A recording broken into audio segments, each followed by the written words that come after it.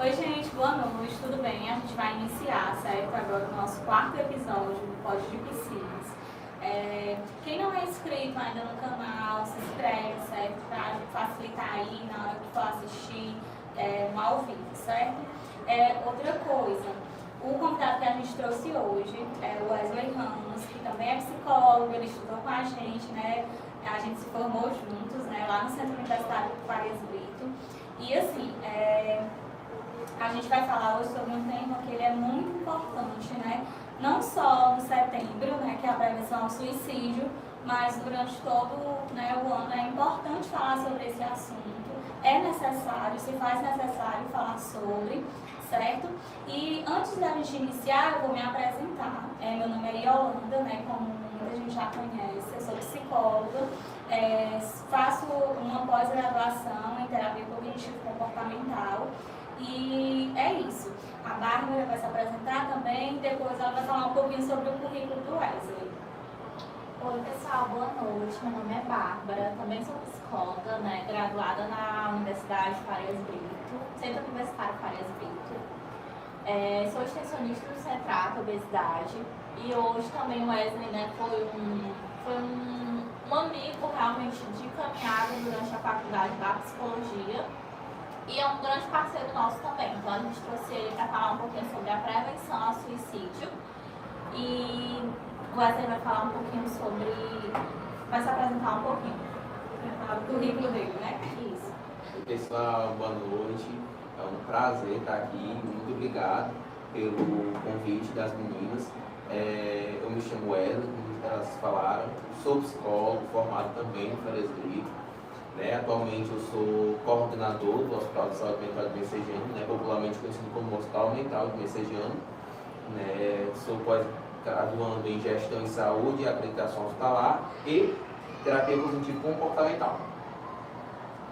E hoje a gente vai falar um pouquinho, vai ser mais realmente uma roda de conversa, né, para a gente falar justamente sobre a prevenção, né? A gente fala um pouquinho no mês de setembro, mas assim, a gente enfatiza que é algo que a gente tem que falar durante todo o ano.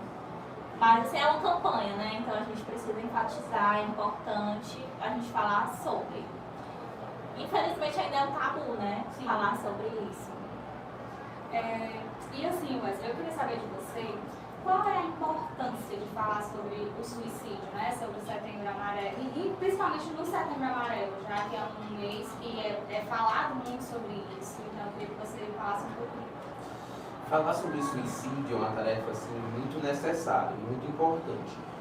Infelizmente, como vocês bem colocaram, ainda é um tabu porque é um tema que precisa ser visto todos os meses, todos os dias, e não somente no mês de setembro. Embora o mês de setembro sofra bastantes críticas por parte da sociedade, eu ainda considero extremamente essencial. Por quê? Porque se não tem pelo menos um mês relacionado apenas para falar sobre essa temática, fica esquecido. E assim como o mês de setembro, a gente tem o Novembro Azul, a gente tem o Outubro Rosa, os outros meses temáticos. A nível de informação, a Organização Mundial de Saúde diz que ocorrem cerca de 800 mil casos de suicídio ao ano. Esse número pode ser subnotificado até 3 vezes, ou seja, 2,4 milhões de pessoas cometem suicídio todos os anos. A cada 40 segundos uma pessoa comete suicídio no mundo. A cada 2 segundos há uma tentativa. Então é uma estatística muito alta. É uma estatística que mata 4 vezes do que a Covid todos os anos. Então é mais do que uma pandemia que é extremamente silenciosa. Por isso é importante falar sem tabu sobre essa temática do suicídio. Infelizmente, né, a gente vê hoje, né, na sociedade que a gente vive, que isso ainda, quando a gente fala sobre isso, as pessoas tentam realmente evitar, né, falar sobre. E eu estava até refletindo sobre a dinâmica que a gente vive mesmo, da questão da pressa, da questão de que tudo é muito rápido, que a gente não tem muito tempo para nada. E o quanto isso impacta nesses casos e nesses números, né? O fato de você parar, de escutar uma pessoa, de você realmente dar importância para aquela pessoa, de estar ali próximo, né? Atento. E às vezes meio que a rotina faz com que a gente não tenha isso. Isso é muito triste. Essa nossa geração é, infelizmente, muito acelerada, né? Então a gente tem, por exemplo, essa perspectiva nova que o WhatsApp desenvolveu. O WhatsApp desenvolveu uma ferramenta que foi muito útil, né? Que é a questão de acelerar o óbito das pessoas em 2 vezes, mas é mais um sinal que nós não temos capacidade nem de ouvir o áudio de uma pessoa no tempo tradicional, no tempo normal. A gente acelera por 2 vezes o áudio de uma pessoa. A gente não tem tempo de assistir algo por completo, a gente quer tudo compilado, quer tudo mais rápido, porque o tempo está sendo julgado como extremamente apressado, necessário. Todo mundo é muito apressado, todo mundo tem muitas tarefas, todo mundo está muito atarefado.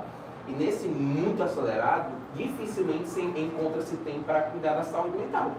E é por isso que nunca foi tão importante a nossa profissão. Por que a psicologia se faz tão necessária, né, nesses últimos anos, né? Principalmente depois da questão da pandemia, do isolamento social, da repercussão que ela trouxe, mas porque nós vivemos numa sociedade em que as pessoas, infelizmente, são muito egoístas. E egoístas não no sentido literal da palavra, mas no sentido de que o meu é o meu, importa, o meu tempo é o mais importante e o meu tempo é o principal. Diferente disso, nada mais me agrada. Exatamente. Ainda voltando aí a falar desse tabu, né, que se tem quando vamos falar sobre suicídio, né, precisamos falar sobre o suicídio. É porque muitas vezes as pessoas confundem falar sobre o suicídio com o ato em si, né? Porque a pessoa se jogou do 15º andar. Porque a pessoa tomou tantos medicamentos e acabou que, né, se suicidando. Então, assim, vale ressaltar que não é sobre o ato em si, a campanha, é sobre o cuidado com o outro, é sobre justamente isso, né? Parar e ouvir. O que é que o Wesley vem para me dizer, né? O que é que ele quer que eu escute sobre ele, tá entendendo? É sobre o cuidado. Então, assim, eu acho que é muito importante essa intensificação para a gente falar sobre o cuidado com o outro, entendeu? Porque muitas vezes se cria esse tabu em torno da prevenção ao suicídio, do tema suicídio, porque as pessoas ligam muito ao ato em si. A pessoa morreu, se suicidou dessa forma, tá entendendo? Eu acho que tem muito a ver com isso também, né, pessoal? Yolanda, eu faço um trabalho voluntário dentro das escolas públicas do Estado há 4 anos, que chama-se Escuta nas Escolas. Porque eu acredito que é necessário falar, e principalmente das escolas públicas, porque é um público com maior vulnerabilidade social. E quando eu vou levar a pauta do Setembro Amarelo, eu não gosto de falar nem sobre questão de prevenção ao suicídio. Eu falo mais voltado à questão da valorização à vida. E existe um tabu muito grande, como você bem colocou, assim como a Bárbara, que as pessoas têm realmente esse tabu, esse preconceito, essa dificuldade de falar sobre o suicídio. Porém, eu comparo essa questão de falar sobre o suicídio nas escolas, como, por exemplo, a questão da educação sexual. Nas escolas, que as pessoas taxam desnecessariamente, vão falar sobre sexo dentro das escolas, meu filho de 10, 11 anos, mas não é. A intenção da educação sexual nas escolas é para, por exemplo, quando uma criança estiver sendo abusada, ela conseguir identificar que aquilo é um abuso sexual. Que aquilo é errado, que aquilo não pode acontecer, porque muitas vezes a criança passa 2, 3, 4, 5, 10 anos sendo abusada e nem sabe. Quando ela vai se dar fé, o dano e prejuízo psicológico, emocional, social já é imenso, imensurável. Do mesmo jeito que essa questão da prevenção ao suicídio. Quando eu ensino, quando eu educo, que é uma frase de alerta, quando eu educo que depressão não é frescura, quando eu educo que ansiedade tem que ser levada a sério, quando eu digo que quando o aluno vai para frente apresentar um trabalho e por algum motivo ele não consegue apresentar que aquilo tem que ser ponderado, eu tenho que ter cuidado sobre aquilo ali, eu estou fazendo com que os colegas dele, ao perceberem que tem alguma coisa de errado, sinalizem para alguém. É essa que é a pegada. Por isso que eu acredito ser extremamente importante falar sobre o assunto. Exatamente. E assim, eu estava refletindo também sobre, eu vejo muitas postagens sobre o que falar, né, para essa pessoa, ou o que não fazer, né? Você tem alguma dica, alguma sugestão referente a isso? Tem 4 passos, Bárbara, que eu gosto de falar sobre a questão da pessoa, quando a gente trata com o paciente suicida, que é o primeiro, conversar. Primeiro, converse com aquela pessoa, mas é aquela conversa sem julgamento, é aquela conversa que é qualificada, é uma escuta de fato ativa e especializada. você deve se chegar, isso obviamente eu estou falando para as pessoas leigas, né? Você chega para aquela pessoa que está tentando, que acredita que vai cometer o ato e pergunta diretamente. Quando a gente vai falar sobre a questão do suicídio, eu não posso tratar com arrudeio, como eu vou aqui no Ceará, não posso ficar arrudeando sobre o assunto, não. Você tem que perguntar, você tem pensamento de morte? Você tem pensamento suicida? Você pensa em acabar com a sua vida? Tem que ser sincero e real, porque eu não sei o que aquela pessoa vai fazer depois que ela parar de me responder no WhatsApp. Se eu estiver com ela, eu não sei o que ela vai fazer quando eu for para minha casa ou para a casa dela, então tem que ser real, conversar de fato sobre aquilo. Posteriormente, depois de conversar e sem julgar a causa, eu tenho que acompanhar. É interessante eu ficar acompanhando. Você está em casa? Está fazendo o quê? Está assistindo uma série? Qual é a série? Qual é a parte preferida da série? Está em qual episódio? Posso maratonar contigo? Maratona daqui, maratona daí? Tal. Enfim, é interessante fazer essa questão. O terceiro ponto é buscar ajuda profissional. É extremamente importante buscar ajuda profissional. A gente compreende demais que no mês de setembro todo mundo fica sensível à pauta de escutar, de ouvir, mas é importante ter ajuda profissional, qualificada. Amigos, infelizmente, não são psicólogos, né? Então, eu não posso conversar com amigo uma coisa que tem que ser tratado na terapia.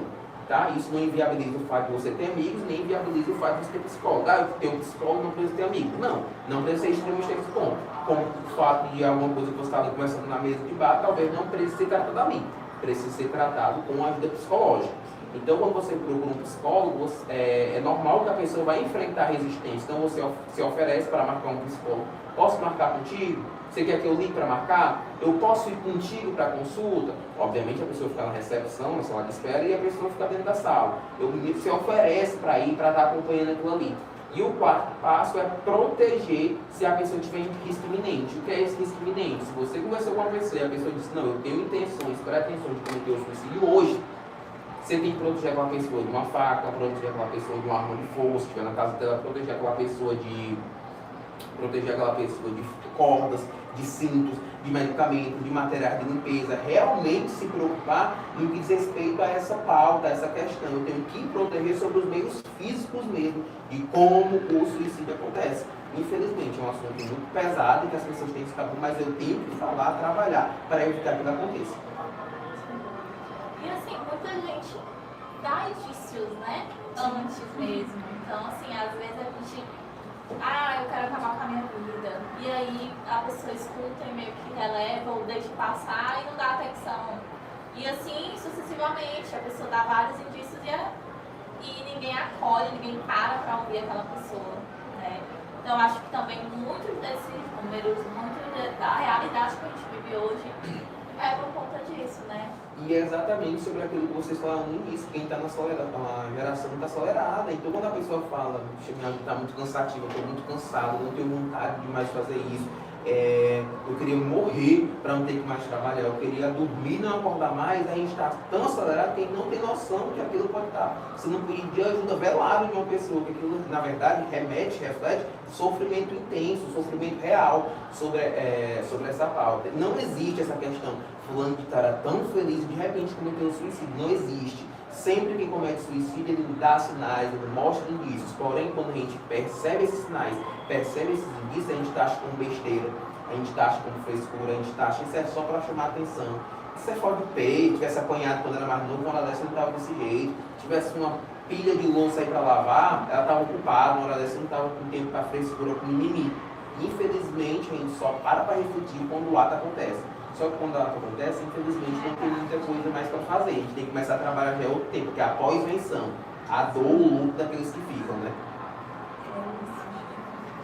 E assim, é engraçado, né? Quando a gente fala sobre isso, né? Sobre a pessoa se suicidou e, nossa, ela era tão feliz em todos os lugares que ela estava. Ela brincava, conversava, enfim. E assim, uma vez, a gente sempre escuta isso, né? Em aula, enfim. E eu vi o Augusto Cury falando, né? Que é o escritor falando que quando a pessoa ela se suicida, na verdade ela não quer morrer, ela não quer se suicidar. Ela quer acabar com aquela dor, com aquele sofrimento que é tão intenso, mas tão intenso que ela não dá conta sozinha. Então ela se vê numa situação que realmente é desesperador e a única saída que ela vê é a morte, né? Então assim, a gente ter esse olhar atento, né? As pessoas que estão ao nosso redor, as pessoas que estão próximas, né, da gente. Então assim, ter essa atenção. Nossa, peraí, ela falou que não vê mais sentido na vida dela. E aí, que foi mesmo que você falou? Por quê? Né? Questionar e estar ali não só como um amigo, mas como uma pessoa que se faz presente, né, na vida daquela pessoa. Porque é necessário, né, nesses momentos, ter pessoas assim. E assim, às vezes são pessoas próximas mesmo, né? Que tem um relato de um suicídio, uma pessoa que você tinha contato, uma pessoa que você conhecia. Infelizmente, Bárbara, são nesses casos, principalmente, que a gente tem mais dificuldade em enxergar. Ironicamente, eu posso até classificar desse jeito, quando eu encontro uma pessoa que eu nunca vi, que eu tenho um pouco contato, eu ia falar essas frases que a gente chama de frase de alerta, eu fico um pouco mais receoso. Vixe, essa pessoa está comentando que não quer mais acordar, delicado. Mas quando eu tenho uma relação, uma proximidade muito grande com a pessoa, quando a pessoa solta uma frase dessa, deve estar cansado. Se eu chamar por um par no instante do melhor, esse modelo, e assim fica. E você vai levando nessa pegada, e você não percebe os indícios naquela pessoa. Infelizmente, quando perceber, pode ser tarde demais. Aí eu estava comentando no início da fala dela sobre essa questão, que as pessoas querem matar a dor. Existe outro dado também, da mesma organização, que diz o seguinte: de cada 10 casos de suicídio que eu tenho, eu consegui evitar 9. Ou seja, de cada 100 pessoas que cometem o suicídio, eu consegui evitar 90 suicídios. Então tem muito trabalho a ser feito, muita prevenção a ser trabalhada e desenvolvida. E isso mostra exatamente o seguinte: se de 10 casos eu conseguir evitar 9, é porque essas pessoas de fato não querem cometer o suicídio.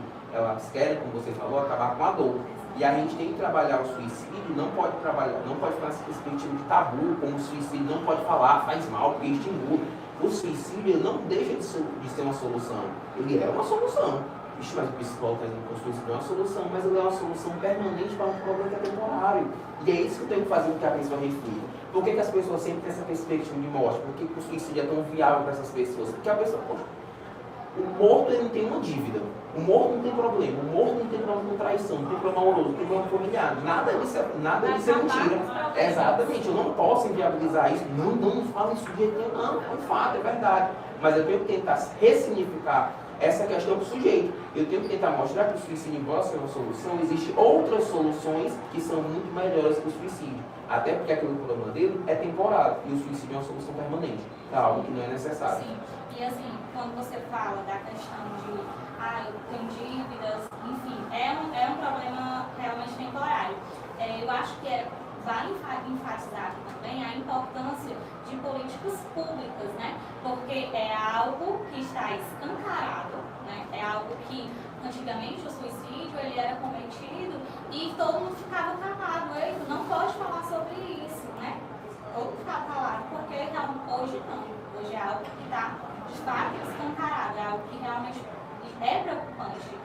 Então, assim, falta muita falta mesmo de políticas públicas, né? As pessoas, é importante falar que quando você não tem trabalho, procure, né? Então, assim, é uma preocupação. Então, assim, quanto mais se fala sobre o suicídio e tem campanhas, né, sobre isso, pode ter uma maior evitação, né, aí, no ato em si.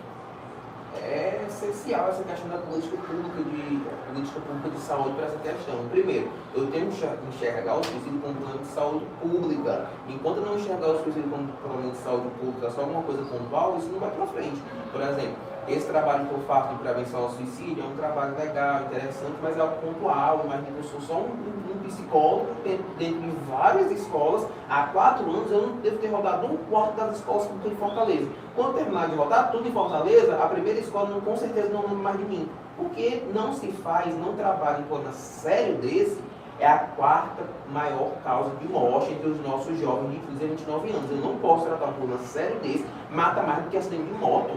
Eu não posso tratar um problema sério desse só com caridade. Não, de vez em quando um psicólogo vem aqui, quando a agenda dele não está lotada, vem aqui e dá uma palestra, só no mês de setembro. Não pode ser enxergado desse jeito, tem que ter política pública para essa questão. A gente só reserva problemas macros com política pública. E infelizmente nós não temos para essa pauta. E é essa questão de dar importância, né, a falar sobre. E assim, não só no mês de setembro, porque eu acho que isso é muito, né, para a realidade que a gente vive hoje. Então, assim, eu acho que era uma campanha que realmente era para ser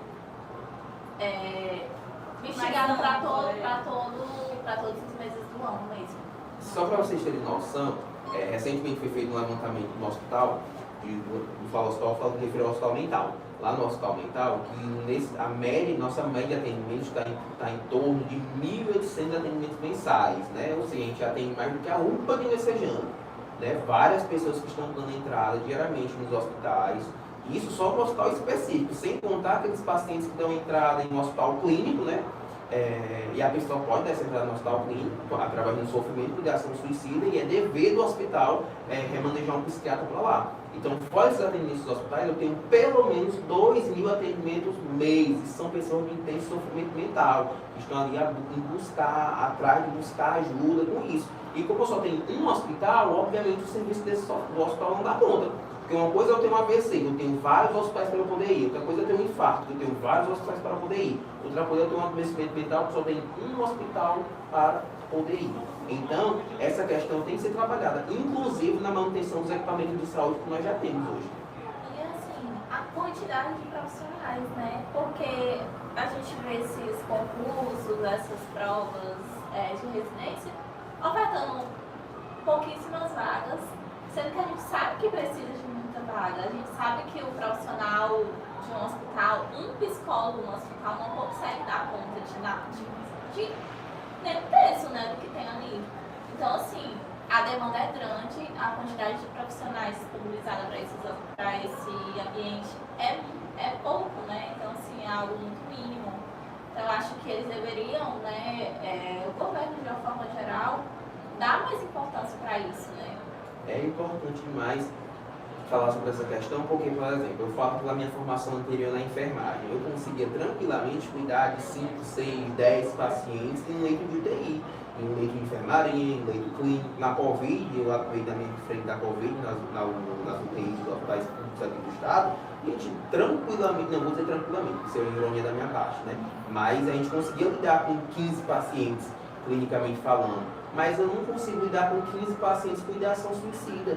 Tem que ser ali 1 para 1, é um profissional para um paciente, porque ele está em risco iminente. Aquele paciente vai para o banheiro, eu tenho que estar atento, ele não pode demorar muito tempo no banheiro. Aquele paciente está, não, só quero dormir com lençol, será que ele quer realmente se enrolar com lençol ou ele quer cometer o suicídio ali pelo enforcamento? Eu tenho que pensar em todas as hipóteses, porque o paciente, quando ele está internalizado, quando ele está internado, ele ali está no auge do sofrimento mental dele. Então eu não posso subestimar.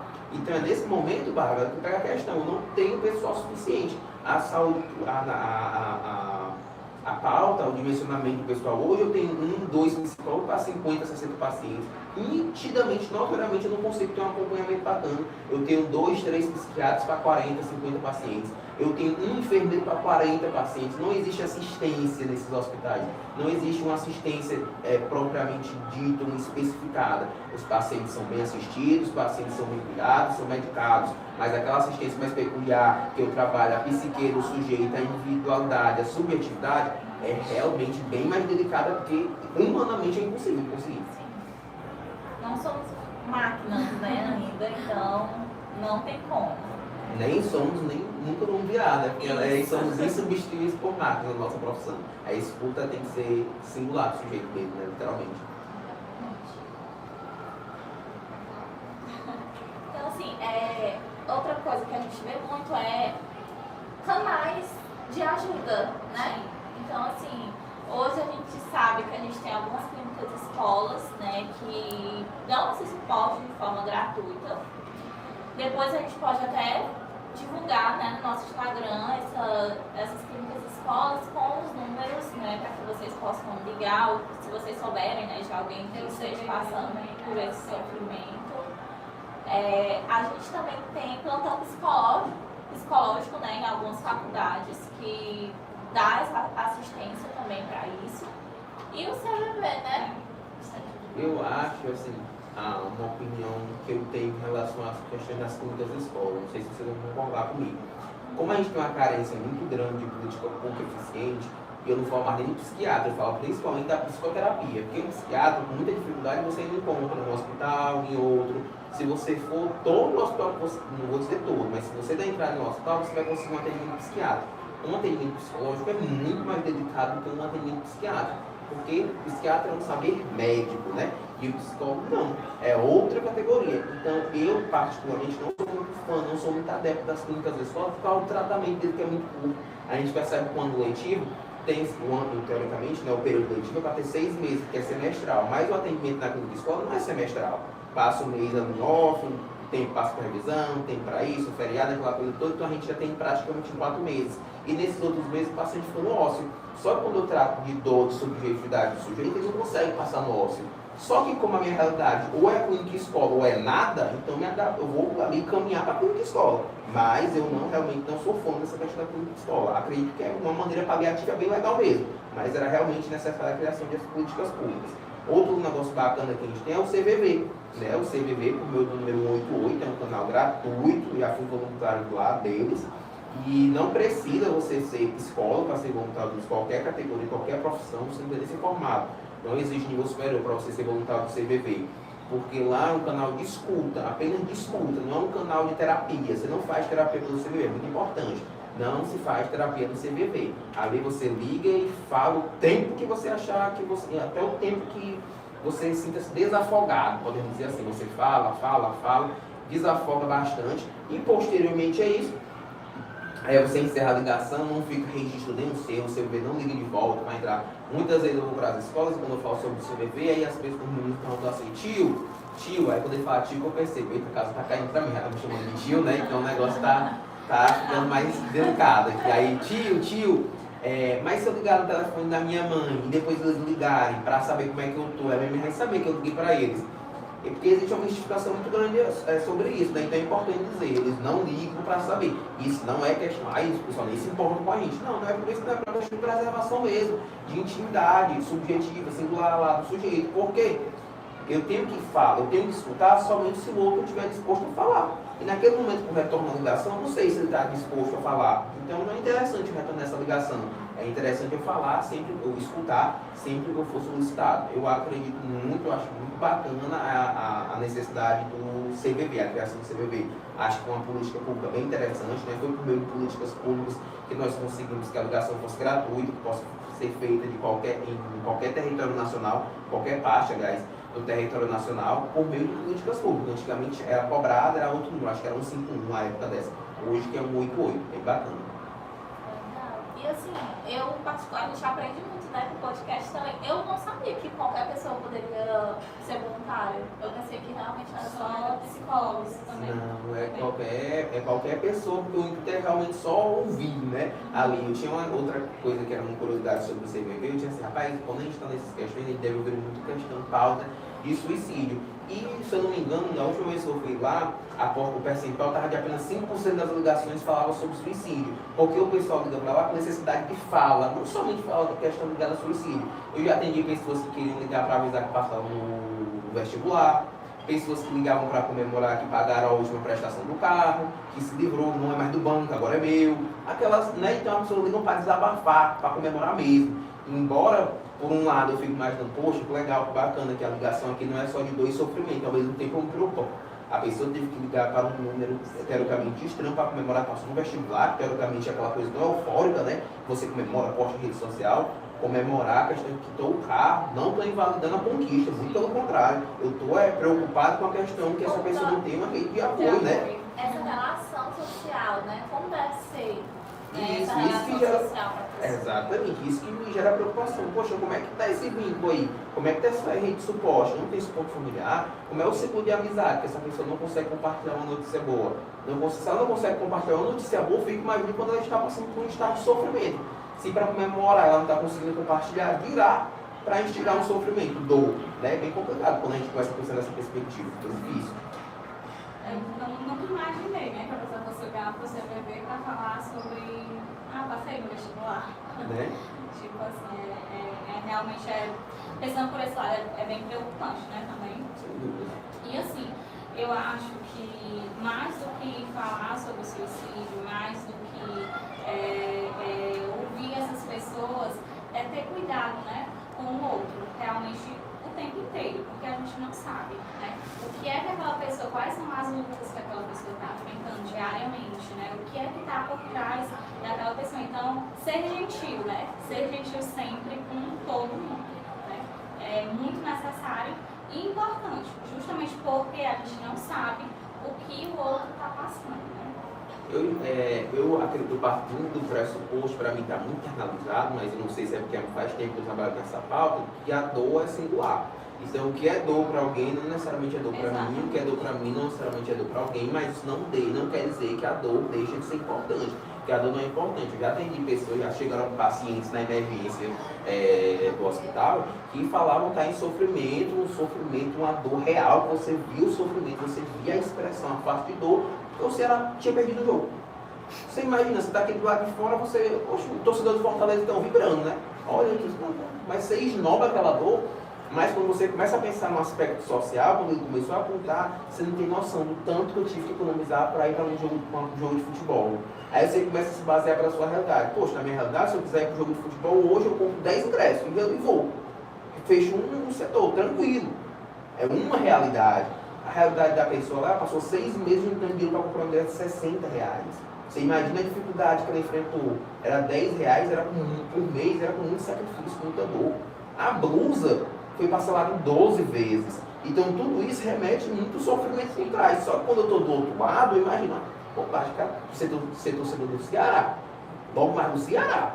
E toda vez que o time perder, tu for entrar em sofrimento, o negócio vai ficar bem difícil para ti.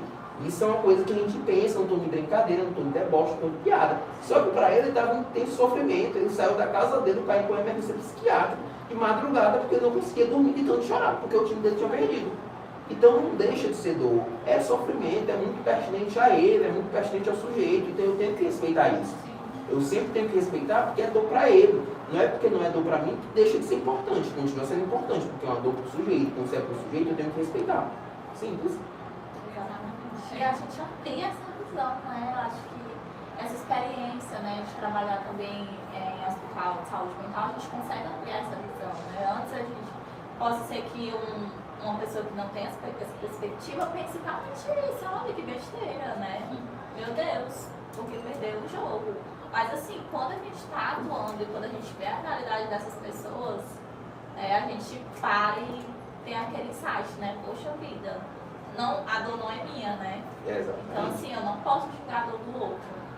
Exatamente, é essa perspectiva que eu fico trabalhando dentro das escolas, por exemplo, a dor é importante, a dor é importante. Tem um exemplo que eu sempre gosto de dar nas escolas, não sei se ainda tem tempo, dá pra gente comentar, né? Que fala sobre o seguinte, teve uma pessoa que chegou e ela falou que estava atrás de buscar atendimento e a gente faz aquela triagem e tal, porque tinha sido traída 31 vezes.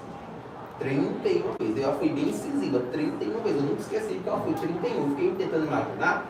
Como chegou no 31, ela contou até o 30, não, agora teve mais um, ainda teve mais um vacilo.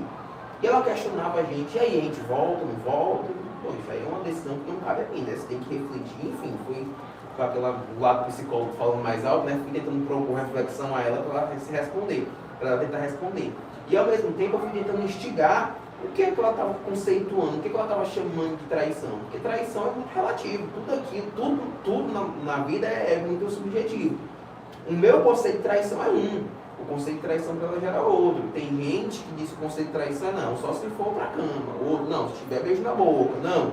Mandou mensagem, já me traiu, reagiu história, Ave Maria, uma confusão grande. Curtiu, comentou, mandou um aviãozinho, enfim. Então o conceito de traição dessa pessoa especificamente foi porque a pessoa tinha curtido várias fotos, cada curtida era uma traição, cada comentário era outra traição, cada reagida de história era outra traição, por isso que ela chegou nesse número tão exato, porque segundo ela, quando ela olhou no Instagram, ela foi contando e chegou no número 31. Por isso ela foi bem específico. Só que repare, a pessoa nessa rapaz, acho que era de Pacatu para Messejana, ela faz uma viagem, e ela foi para lá, mas é porque aquilo estava doendo nela, né? E aquilo era dor para ela. Eu já levei esse exemplo para dentro de uma das escolas, e algumas pessoas me assim, mas sofrer por carro de homem, não é igual a biscoito, vai um, vem 8. Não dizer, eu nunca tinha ouvido, né, esse ditado, mas existe, porque tem pessoas que enxergam desse lado, não, ninguém sofre por homem não. não quis, próximo, e assim vai. Outras pessoas não, já ficam mais nesse aspecto, né? E sofrem até por um conceito de traição que é próprio delas, não é nem aquele conceito da sociedade, aquilo que a sociedade diz de traição. Ela mesma cria, define um conceito e aquilo que ela sofrimento para ela. E mesmo assim eu tenho que validar, porque é dor, é sofrimento para ela. Dói nela, né? Exatamente. Tem perguntas? Agora, consegue ver se alguém fizer uma pergunta? Aonde é? No negocinho aqui de, tipo, comentário, é? Deixa eu ver se a Yolanda consegue ver. Ele abre a caixinha de perguntas lá do professor e depois eu não consegui.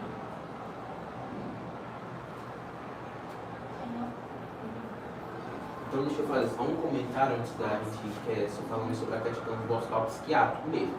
A gente tem um preconceito, as pessoas têm um tabu muito grande, porque a gente tem um tabu muito grande quando a gente fala de saúde mental, de maneira geral, mas principalmente quando a gente fala de hospital psiquiátrico. E o hospital psiquiátrico, né, o Hospital de Saúde Mental de Messejana, é o único hospital psiquiátrico do estado do Ceará que possui emergência. Ou seja, toda e qualquer demanda psicológica emergencial deve ser tratada lá. Nós temos alguns hospitais da rede, né, que a gente chama de rede SUS, a nossa rede de apoio, que é o Hospital São Vicente, o Hospital Nosso Lar, e o SOPAI, quando eu falo de menores de idade. Nenhum desses hospitais possui emergência, ou seja, eu não consigo chegar na porta do Hospital São Vicente na Parangaba e dizer, me interna. Não, não funciona. Eu não consigo chegar na porta do Hospital Nosso Lar e dizer, me interna. Não é assim que funciona, porque ela é regulado. É paciente via regulação. Eu tenho que primeiro entrar no hospital mental, depois que eu consigo ir para lá, se não tiver vaga no hospital mental. Mas o hospital mental tem uma emergência que funciona 24 horas, né? Ou seja, você não precisa de encaminhamento para ir para lá, você não precisa de, alguém tem que me dar uma receitinha, eu tenho que ter algum contato. Não, é um hospital com emergência normal, como se fosse a emergência da HGF. Você passa pelo acolhimento, passa pela triagem, pelo atendimento médico, e a conduta de internamento ou não, quem decide é o médico. Você pode ir para lá, eu estou muito depressivo, estou choroso, pode procurar o hospital mental. Mas lá não é aquele hospital de doido que tem aquele doido que joga cadeira. Não existe lá. Existe uma maquiagem muito grande acerca da realidade do hospital mental. O hospital mental, por exemplo, eu tenho um ambulatório para o Sertrans, que é onde eu falo dos transexuais, onde eu tenho um ambulatório para tratar esquizofrenia, bipolaridade, autismo. É lá onde eu consigo tratar depressão, ansiedade. Eu tenho ambulatórios para isso. É lá onde, naquele primeiro atendimento, eu consigo reverter uma crise de ansiedade muito aguda, eu consigo tratar a crise depressiva de forma aguda, depois continuar o tratamento via ambulatorial, ou até via internamento mesmo. Mas, principalmente, eu queria tentar desmistificar um pouquinho essa figura. Está passando por sofrimento, está com ideação suicida, tem pensamento de morte, está com pensamentos ansiosos, pensamento depressivo, procure ajuda, pode ir no hospital psiquiátrico, não tem esse preconceito, não tem esse tabu, essa questão de que não, lá só é doido, só tem doido, não existe esse estigma, é um hospital de saúde mental, então lá é realmente para atender todas as demandas psicológicas, não somente esses tabus que as pessoas taxam lá, e, obviamente não dá para todo mundo que foi entrar e conhecer o hospital todo, mas eu falo pela minha vivência, esses loucos, né, entre aspas, em que as pessoas acreditam que joga cadeira, que fica pelado um do lado do outro, não existe, isso é uma coisa fantasiosa. Quando você vê a realidade realmente do hospital psiquiátrico, é uma coisa totalmente fora a parte daquilo que as pessoas taxam ser. Então, sem precisar, busque ajuda. Sim, então já temos mais um meio, né, de buscar ajuda, além dos que a gente já falou. Queria agradecer, né, o Wesley pela disponibilidade dele por estar aqui falando sobre um tema, né, que também ele domina muito, né, ele trabalha com isso. Então, muito obrigada. Inclusive, né, quando eu convidei ele para vir para o podcast, eu falei isso. E qual o tema, assim, que gosta de falar? Prevenção ao suicídio. Por favor, valorização da vida. Vamos falar sobre isso. Então, é isso. Muito obrigada por ter aceitado participar do nosso quarto episódio. E terão outras oportunidades para a gente falar de outros temas, né, que também são relevantes. A psicologia tem um gama aí de temas que são necessários falar, né? E é isso, muito obrigada. E, gente, mais uma vez reforçando, né, para todo mundo, se você estiver sofrendo, estiver precisando de ajuda, busque ajuda psicológica. Não sofra sozinho, você não precisa passar por isso sozinho, certo? Outra coisa, vamos quebrar, né, esse tabu de que quem vai para psicólogo é louco, ou quem vai buscar ajuda de um psiquiatra são pessoas loucas. Não, gente, vamos quebrar isso, né, quebrar de fato esse tabu e cuidar da nossa saúde mental, é necessário. Assim, quando você está bem, né, com a sua cabecinha, tudo funciona, né? É importante falar sobre isso, tá? Se priorizar, né? Exatamente. Essa é A pegada, né, de hoje. Priorizar a sua saúde mental mesmo e buscar ajuda. Né? Hoje a gente tem vários meios de ajuda e tá aí, né? Tá disponível, né, para a sociedade de uma forma geral. Então busquem ajuda. Obrigada, né, para quem está assistindo, para quem vai assistir depois da gravação. E boa noite. Quer falar alguma coisa? Só agradecer mesmo pelo convite, fico muito grato, muito feliz pela oportunidade de participar. Eu sempre fico muito feliz e contente quando tenho um espaço para falar sobre a questão da valorização ao suicídio, da valorização à vida, da prevenção ao suicídio. Fico muito feliz em ver também das duas colegas de graduação, as três, né, na verdade, colegas de graduação, tão bem engajadas, tão bem e realizadas na psicologia, né? Fico muito contente com isso. Então, independente da dor, valorize, né? Trate, busque ajuda, como a Helena falou, você não é obrigado a passar por isso sozinho, busque ajuda. É isso. O lema, né, da campanha de Setembro Amarelo é a vida é a melhor escolha. Então é isso, sempre vai ter um caminho, né, uma solução. Então é só ter um pouquinho aí de paciência. É aquela coisa, né? O sol, ele sempre nasce no outro dia, né? Então é igual aquela música, mas é claro que o sol vai voltar amanhã. Então se cuidar e não sofrer sozinho, certo? E não negligenciar do outro, né? Que é algo que a gente falou aqui também. Então é isso, gente. Obrigada.